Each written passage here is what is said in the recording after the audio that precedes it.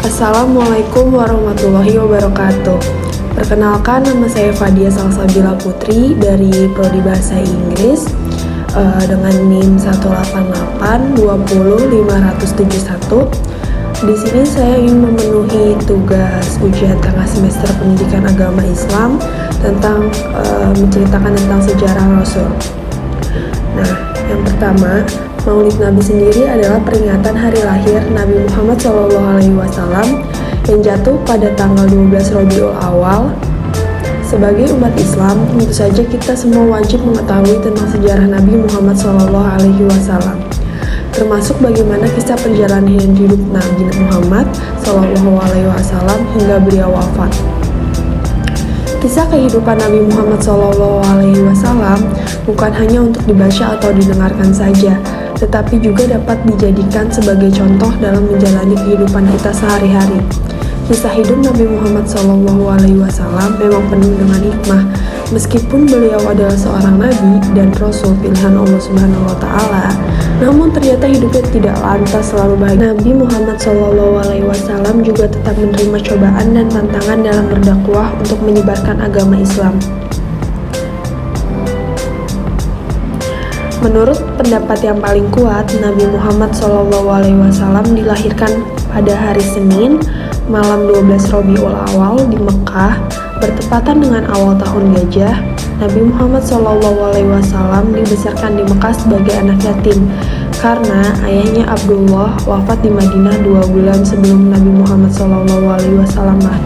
Pada tahun ke-6 dari umur Nabi Muhammad SAW, ibunya membawanya pergi ke Madinah untuk menemui paman-pamannya di sana. Namun ketika baru sampai ke desa Abwa, yaitu suatu desa yang terletak antara kota Mekah dan Madinah, Aminah meninggal dunia. Maka Nabi Muhammad SAW diasuh oleh Ummu Aiman di bawah tanggungan kakek beliau, yaitu Abdul Muthalib. Dan ini berlangsung selama 2 tahun. Pada tahun ke-8 dari umur Nabi Muhammad SAW, Abdul Muthalib meninggal dunia, sehingga Nabi Muhammad SAW diasuh oleh paman beliau, yaitu Abu Thalib. Tatkala Nabi Muhammad SAW mencapai usia 12 tahun, beliau dibawa berniaga oleh pamannya, yaitu Abu Thalib, ke negeri Syam. Dan ini merupakan perjalanan beliau yang pertama. Kemudian ketika Nabi Muhammad SAW mencapai usia 25 tahun, beliau pergi ke Syam untuk kedua kalinya dengan membawa barang dagangan milik Khadijah binti Khuwailid. Setibanya di Mekah dari perjalanan dagang tersebut, Nabi Muhammad SAW menikah dengan Khadijah binti Khuwailid, yaitu 2 bulan sesudahnya kedatangannya.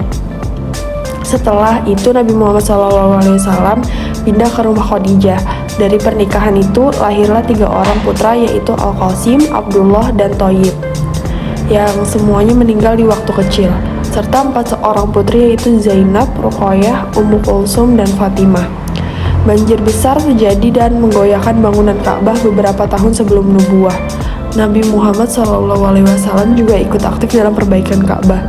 Kemudian pada tahun ke-40, Allah Subhanahu wa Ta'ala memuliakan Nabi Muhammad SAW dengan ditetapkannya sebagai nabi dan rasul, dengan turunnya malaikat Jibril kepadanya, di mana sebelum beliau menyendiri beruzulah dan beribadahlah dengan memilih tempat di Gua Hiro yang berada di atas Jabal Nur. Singkat cerita, pada tahun 11 Hijriah, Nabi Muhammad SAW mulai sakit-sakitan. Kemudian Nabi Muhammad SAW meninggal dunia. Jenazah Nabi Muhammad SAW baru dimakamkan setelah selesai ditetapkan dan dibaiyatnya Abu Bakar menjadi khalifah pengganti beliau, yaitu menjadi pemimpin kaum muslimin.